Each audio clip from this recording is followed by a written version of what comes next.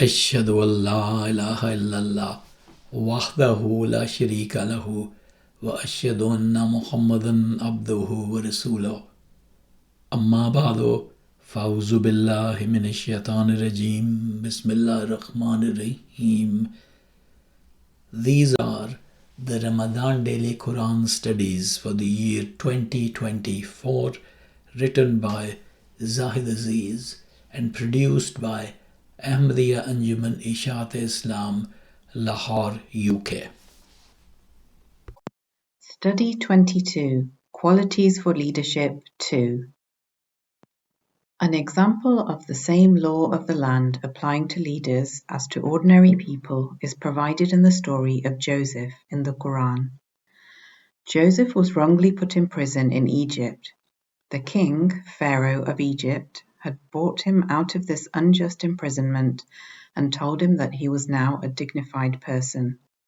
The Quran says that Joseph said to the king, "Place me in authority over the treasures of the land. Surely I am a good keeper and have knowledge." 12:55. قال اجعلني على خزائن الأرض إني حفيظ عليم. Joseph told the truth on his CV, curriculum vitae, mentioned in the above verse, and the king appointed him Minister of Finance. The Quran says of his position, "And thus did we give to Joseph power in the land. He had mastery in it, wherever he liked." 12:56. وكذلك مكنا ليوسف في الأرض يتبوأ منها حيث يشاء. Later, when his brothers came to Egypt from the neighboring country to get corn during a famine, they did not know that it was Joseph holding such a high position.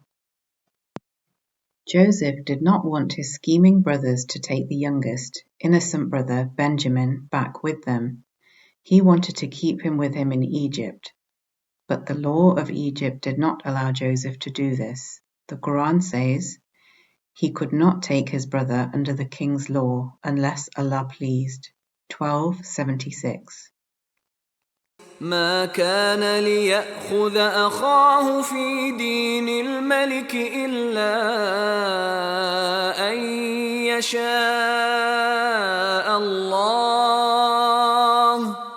Joseph, as the Quran said above, had mastery in the land wherever he liked, but he did not try to use his powerful position to subvert or circumvent the law of the land.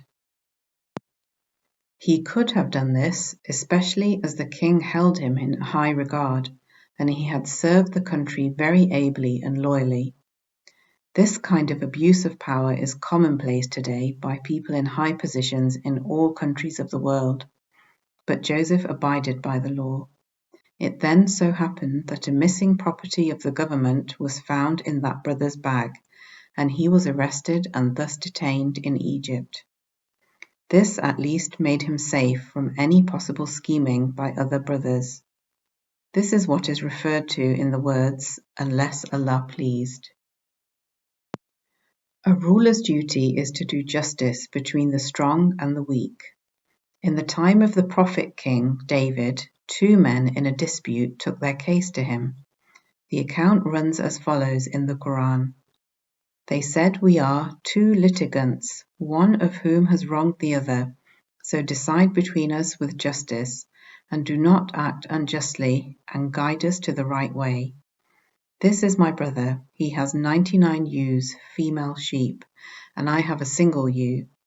Then he said, "Make it over to me," and he has prevailed against me in dispute. He, David, said, "Surely he has wronged you in demanding your ewe to add to his own ewes. And surely many partners wrong one another, except those who believe and do good, and very few are they." 38:22-24. قال لقد ظلمك بسؤال نعجتك إلى نعاجه وَإِنَّ كَثِيرًا مِنَ الْخُلَطَاءِ لَيَبْغِي بَعْضُهُمْ عَلَى بَعْضٍ إِلَّا الَّذِينَ آمَنُوا وَعَمِلُوا الصَّالِحَاتِ وَقَلِيلٌ مَا هُمْ. Many baseless and indeed shameful stories have been made up about the Prophet David to elaborate upon this incident.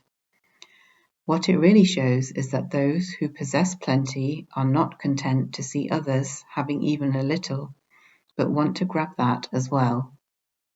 Since this refers to partners, we may say that in the field of business, large corporations want to use their power to take over and absorb small businesses to eliminate all competition.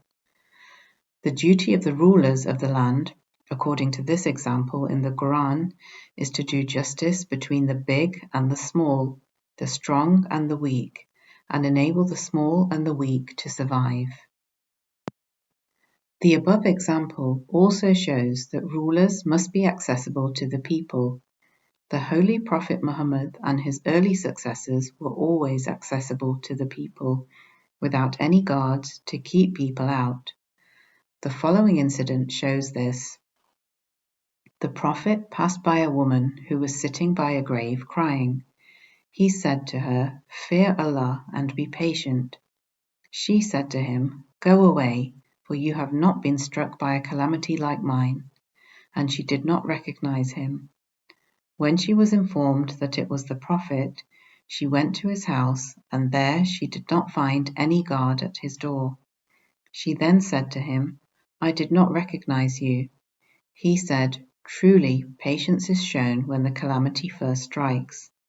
Bukhari, Hadith 1283. One point to be noticed here is that the Holy Prophet quietly accepted the woman's rude reply at the graveside and walked away. He did not reply, "Don't you know who I am? Who do you think you are talking to?" Later, people told her that it was the Prophet. When she went to his house to apologize, she had access to him because there was no guard at his door. Maulana Muhammad Ali comments on this as follows. This hadith also establishes that there was no doorman at the Holy Prophet's house. That did not mean that people could enter his house without permission, since the Holy Quran itself requires people to seek permission before entering any house.